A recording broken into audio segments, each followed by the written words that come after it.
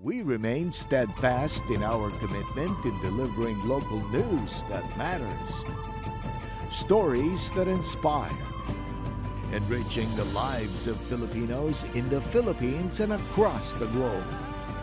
This is your GMA Regional TV. Buong puso para sa Pilipino. Kini ang At Home with GMA Regional TV.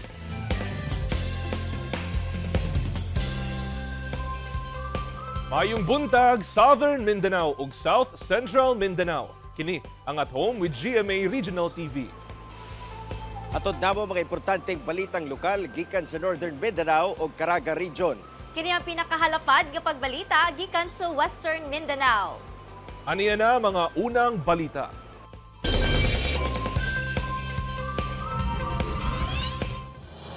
Tulo ka mga batan-on nga sakay og motorsiklo giharang sa mga personahe sa Bureau of Fire Protection. Human ng labay og pikulo sa tindahan og mga pabuto sa Rotonda Circle sa Cagayan de Oro City. Upat ka mga pikulo nakuha gikan sa mga batan-on.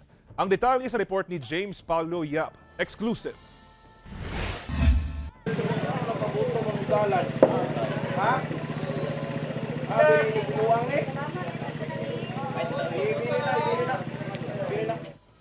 Kini ang aktual nga pagharang sa mga personay sa Bureau of Fire Protection Cagayan de Oro sa tulo ka mga batan-on nga nagsakay sa ilang motorsiklo sa Rotonda Circle sa Cagayan de Oro City. Pagkataon-taon, usa ka lalaki ang miduol kanila sabay hapak sa tulo ka mga batan-on. Kinsa nagulong? Tupag! Tupag, ha? Kumuha mo kabalo sa among punan? Ha? Mo ba?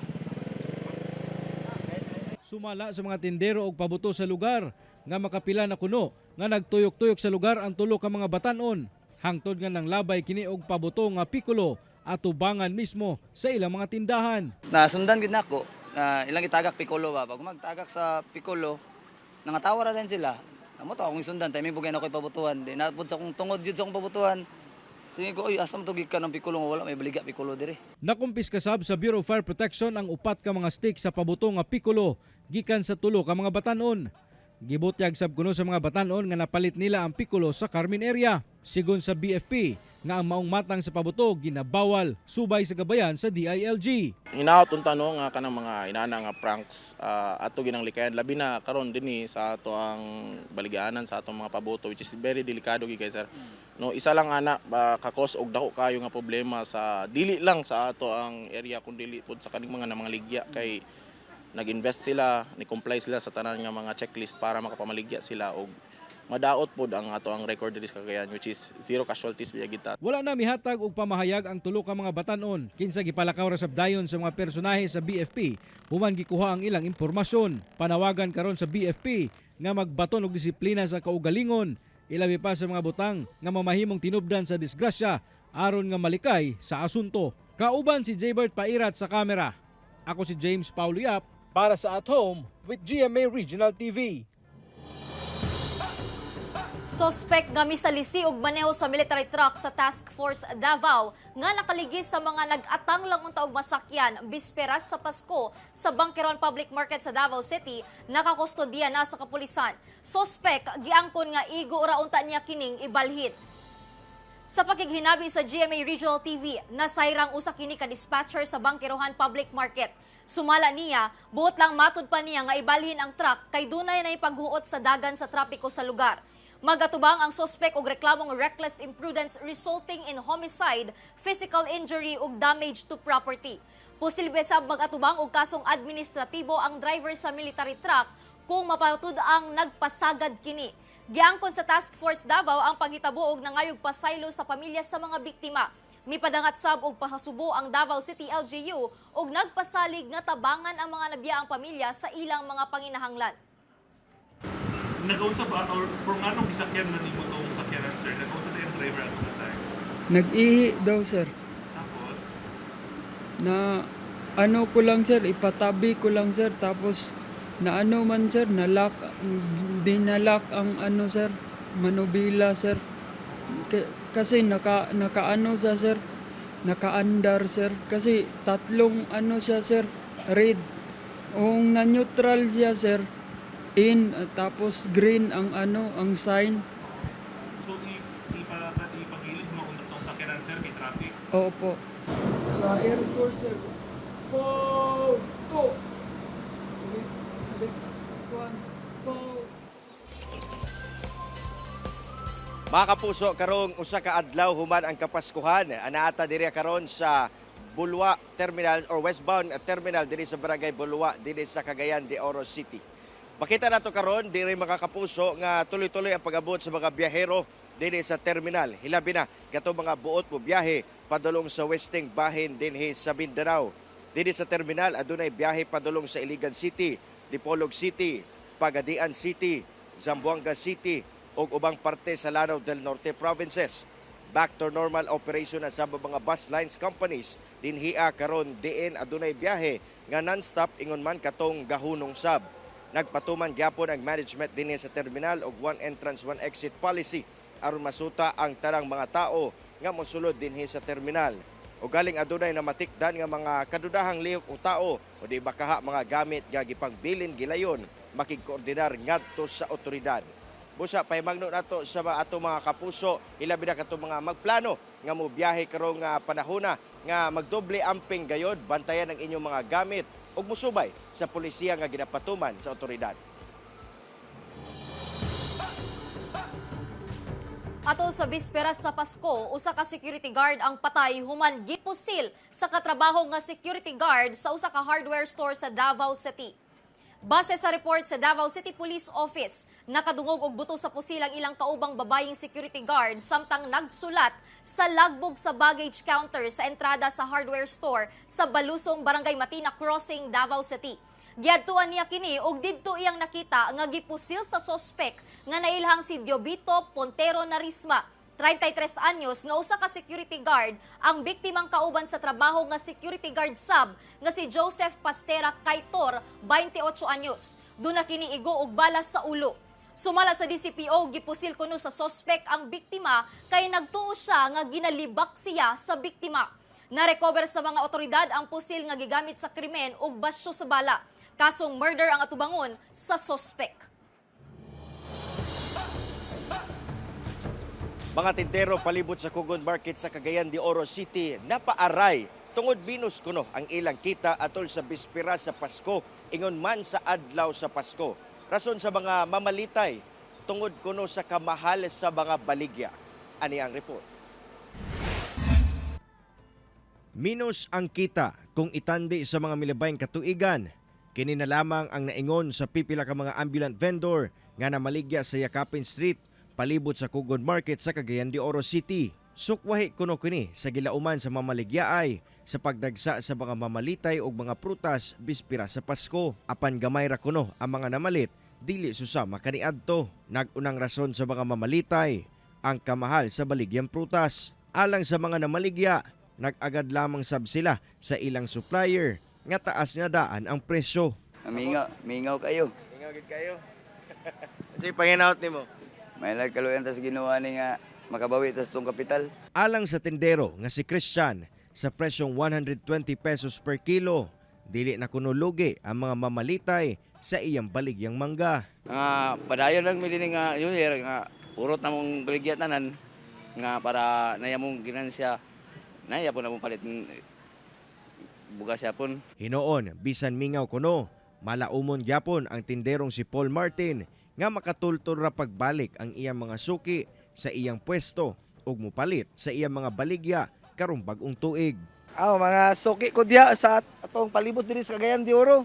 Lara ko diri niyo makita sa Yakapin Street, entrance Kugon Market na maligya diri prutas o sama sa akong mga kauban. Karong adlaw sa Pasko, kamatikdan nga hilabihan kami nga o mga kadalanan sa sentrong bahin sa Cagayan de Oro City. Di susama sa normal nga adlaw nga puno og tawo ingon man mga sakyanan ang downtown area.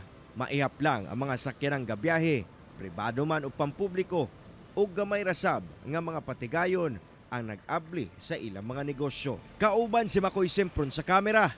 Ako, si Cyril Chavez para sa At Home with GMA Regional TV.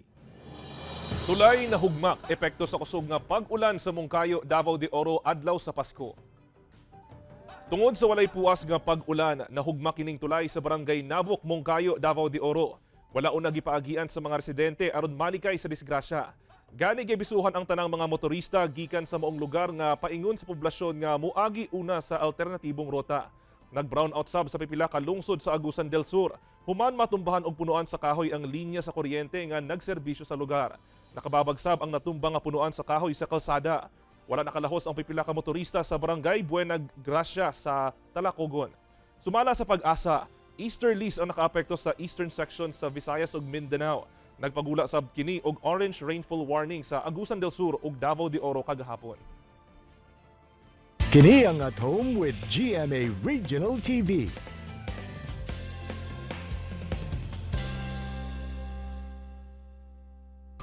Sa pagdagsa sa mga beachgoer karong long holiday, mas gipahugtan sa otoridad ang seguridad sa mga pampublikong beach sa Zamboanga City. Ani ang report ni Efren Mamak. Gidagsa sa mga beachgoers sa Zamboanga City ang Bolong Beach sa Barangay Bolong nga usa ka pampublikong beach sa syudad. Gisulit sa mga beachgoer nga makabanding ang ilang mga banay o higala ilabi pa nga long holiday. Nagkatigo mi dire aron nga magbanding-banding tungod sa amo ang grupo diri sa Zamboanga. Kapalit man og mga baratong isda po dire tapos presko, banding sa pamilya, banding sa grupo. Matud sa Barangay Council sa Barangay Bolong, ginamonitor gayud nila ang maong beach aron masiguro ang kaluwasan sa beachgoers. So menos kita ng mga pelyahan kay of course visibility dahil diaton mga Coast Guard tali, visibility dahil diaton mga policeman tali, PS3, LCT Mobile, diaton mga tanots and bin. Dugang sab sa barangay nga sagad sa mga problema nga ginaatubang nila matag dunay okasyon, mao ang mga bata nga malayo sa ilang ginikanan o guardian. Busa pay mangno nila nga bantayan gayud kini. Uno katag problema sa mga bata. Pero ta pwede man kita no devolve ko na dila mga pamilya ko ng mga tatay nana. Gipay balusab sa barangay nga ang maong beach abli lang gikan alas 6 sa buntag hangtod alas 10 sa gabii. Kauban si Sim Romero sa kamera. Ako si Efren Mamak. Para sa At Home with GMA Regional TV. Gidagsa ang beach resort sa Jensan City, ilabi na sa mismong adlaw sa Pasko. Samtang generally peaceful matud pa ang pagsaulog sa Pasko sa Dakbayan sumala sa kapulisan. Ani ang report ni Abby Caballero. Kamatikdang mingaw ang nagunang kadalanan sa General Santos City buntag sa mismong adlaw sa Pasko. Pati ang Eusebio Bulaong Public Terminal halos wala pa sab pasahero. Apan sa mga beach resort sa syudad, dagsa ang mga beachgoer. Alang sa uban, kinimatod pa ang part 2 sa banding sa mga magbanay, human ang selebrasyon sa pagsugat sa Pasko. Busa, bantay sarado sa kapulisan ang mga beach resort sa syudad. Gani dunay mga pulis nga gipakatag. Personal sab nga mibisita sa mga resort si Police Colonel Nicomedes Ulayvar Jr., ang direktor sa GSCPO. Hinuon matod niya, generally peaceful ang pagsaulog sa Kapaskuhan sa syudad. Wala naman tayong recorded na mga major incident simula nung nag-umpisa yung Paskuhan sa Jensa. Hanggang ngayon, napaka-peaceful ang ating lugar. Magpabilin matod pa sila nga naka-full alert status hangtod sa unang semana sa Enero. Nang hinaot sila nga magpadayon ang kooperasyon sa katawhan aron masiguro nga magmalinawon ang holiday season. Kauban si Gary Balantay sa kamera. Ako si Abby Caballero para sa At Home with GMA Regional TV. Nagbalipayon ang Police Regional Office 10 sanglit sukad nagsugod ang Disyembre og sa mga gipahigayong aktibidad sa Simbahang Katoliko sama sa Misa de Gallo og Simbang Gabi hantod sa adlaw sa Pasko. Nagbalinawon matod pa ang tibuok Northern Mindanao. Ani ang report. Gikalipay sa Police Regional Office 10, sanglit generally peaceful matud pa ang nahitabong unang parte sa mga selebrasyon karong bulan sa Disyembre ug hinapos sa tuig 2023. Sigon sa kapulisan, sukad gipatuman ang full alert status niadtong Disyembre 1 hantod karong adlaw sa Pasko. Walay natala nga mga dagkong insidente nga nakaapekto sa peace and order sa Northern Mindanao. Pipila sa mga dagkong kahimuan sa Simbahang Katoliko sama sa Misa de Gallo o Simbang Gabi, nagmalinawon. Aduna matod pa'y mga krimen nga gapang hitabo, apan sigon sa kapulisan, mga minor incidents lamang kini sama sa pagpangawat ug uban pa. Ang kini nga kalampusan, society dili lang kini kalampusan no sa security measures nga gipatuman sa ato ang kapulisan, but is the kalampusan kini natong tanan. Karon, sanglit nagsing-abot na sab ang pagsugat sa bagong tuig 2024. Magpadayon gyapon ang paningkamot sa kapulisan aron mamintinar ang kalinaw. Alerto gyapon kuno ang ilang mga personahe ug magpadayon ang deployment nila sa mga lugar nga dagsaon sa tao. Gipaymangnuan sab nila ang kapulisan sa rehiyon nga likayan ang indiscriminate firing atol sa pagsugat sa bagong tuig. Sanglit mag-atubang gayud sila og silot. To be vigilant at all times, no, alerto kita inato i-lower down ang ato ang mga guards as to our enforcement sa mga balaod and kaning ato ang mga target hardening measures sa ato ang AUR. Padayon ang ato ang koordinasyon with other law enforcement agencies, no. Kauban si Makoy Sempron sa kamera. Ako si Cyril Chavez para sa At Home with GMA Regional TV.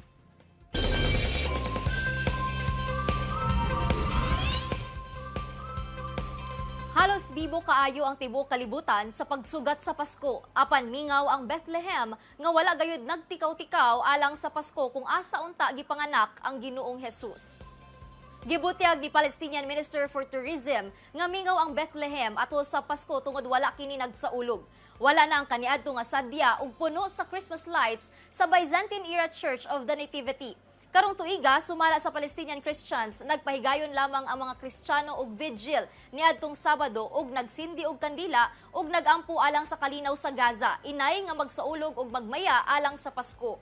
Wala na ang matagtuig unya nga selebrasyon kung asa natawo ang batang si Jesus sa usa ka stable sa Bethlehem. Kasagaran unta nga ginabisita kini og daghang deboto matag Pasko.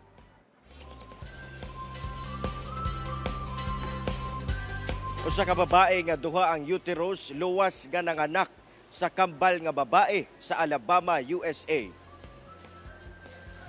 Usa ka babae sa Alabama nga dunay talagsaong congenital problem kung asa duha ang uterus diini ang malampusong nanganak sa iyang kambal nga baby girl.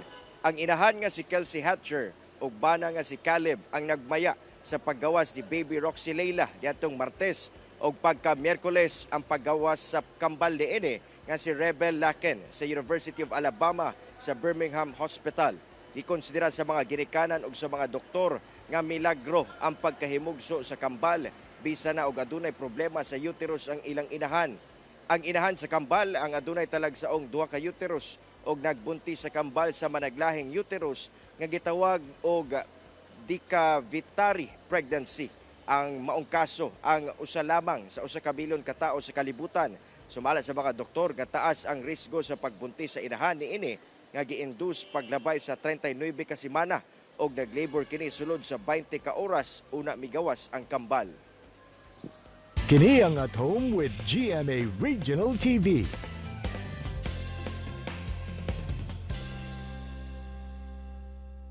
Nahimong mas bibo ang selebrasyon sa Pasko sa Sibugay 2023. Human nakisadya sila Kapuso Stars Rochelle Pangilinan, Jessica Villarubin ug Mark Heras. Samtang mabulok ang Christmas display sa EPL Zamboanga Sibugay, gikalingawan sa mga Kapuso Star. Dugang detalye sa report ni Efren Mamak.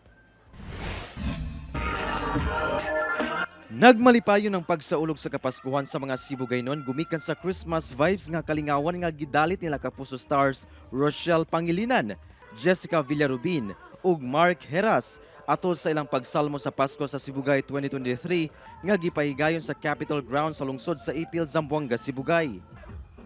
Ilabihan ang excitement sa Kapuso fans sa hataw nga performance ni Kapuso dance floor diva Rochelle Pangilinan.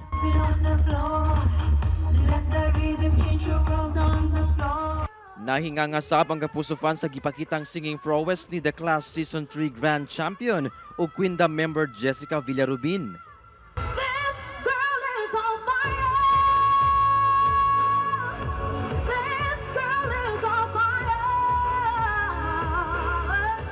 Nakahigayon sab ang Kapuso fans nga makaduet si Jessica.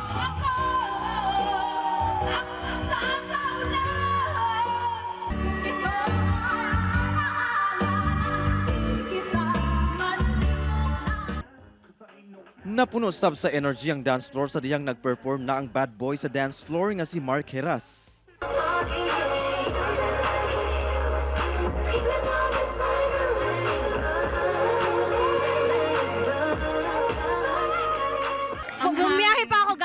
nga papunta dito para lang maka-witness for today's show po. Actually, very happy kayo mi kasi ang mga taga Sibugaynon na entertain dyan sila. Grabe nung paglabas namin, di namin expect yung hiyaw. Grabe! Ang saya lang na mainit na pagtanggap dito sa Zamboanga. Maraming salamat po. At di namin in-expect na sobrang daming tao. For sure naman napasaya namin sila. Kahit umuulan na. Yes, dinagsapa din. Hindi sila umalis. Samtang nalingaw-sap ang Kapuso Stars sa colorful Christmas display sa Capitol Building, lakip mga float ug lantern sa nagkalain-laing lungsod ato sa Christmas Float Parade Competition. Ang ganda. Kasi hindi namin in-expect na ganun ka-ilaw, ganun kadami. Parang na-shock kami, napakaganda ng kanilang Ang Kapitolyo nila ay parang bahay, napakaganda. Sa mga design naman ng Christmas decors nila, talagang kita mo talaga nag-effort talaga sila, talagang gusto nilang pakita sa mga tao na this is a place na pwede silang pumunta, bumisita. Muna nga karong Pasko ha, among gihimo nga ingana. Kay para ang mga bata pod malingaw pod. Kauban si Jerwin Fernando sa kamera. Ako si Efren Mamak. Para sa At Home with GMA Regional TV.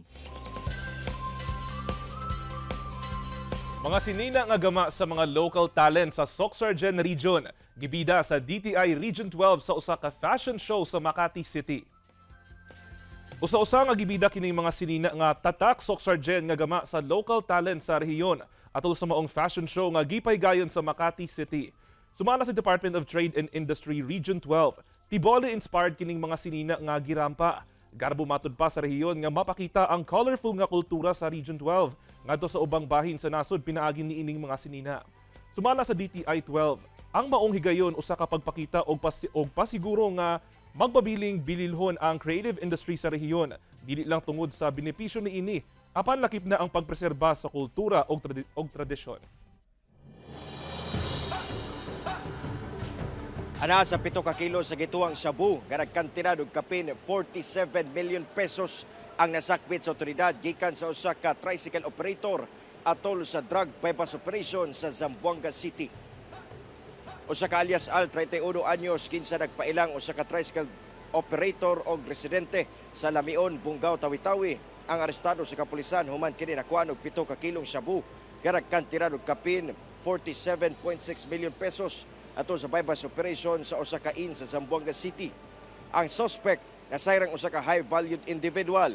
Nagaadto matod pa ang suspect sa Zamboanga City aron lang mamaligyaw og ilegal nga droga.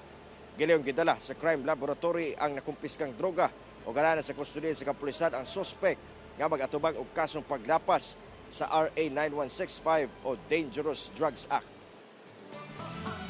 Feeling blessed ang libuan ka mga estudyante sa Cotabato Province human giyatagan og bisikleta sa provincial government. Ilabihan ang kalipay sa mga estudyante sa nadawat nilang bisikleta gikan sa Cotabato Provincial Government sanglit di na nila kinahanglang mubaktas pa paadto sa eskwelahan. Malipayon sab ang mga ginikanan ug mga teachers sa inisyatibo sa LGU labi na karong Kapaskuhan. Sumala pa, moabot sa kapin 1,600 ka mga unit sa bisikleta ang gipangapod-apod sa LGU ngadto sa mga excellent students sa grade 8 to grade 10 sa nagadaiyang lungsod sa probinsya sama sa Pikit, Midsayap, Pigkawayan, Alamada, Aliosan, Libungan o guban pa. Sumala sa LGU ang maong proyekto ilawom sa Padyak para sa Pangarap. Gilaraw nila nga pinaagi niini madasig ug mahimong inspirasyon alang sa mga kabataan nga magkugi sa ilang pagtuon aron makalampos sa pag-eskwela. Mukabat sa dulan 14 million pesos ang pondong gigahin sa LGU sa maong proyekto.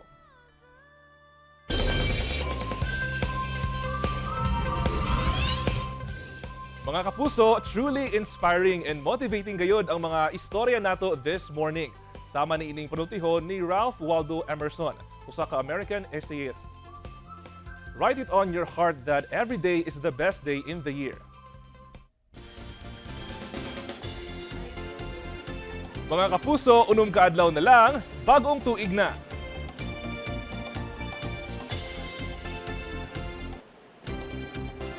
Mao kadto ang mga ulahing balita sa Mindanao karong adlaw. Mamahimot ninyo kining makita pag-usab pinaagi sa pagbisita sa official website sa GMA Regional TV o bisitaha ang among official YouTube channel o i-click ang subscribe button para sa pinakaulahing balita.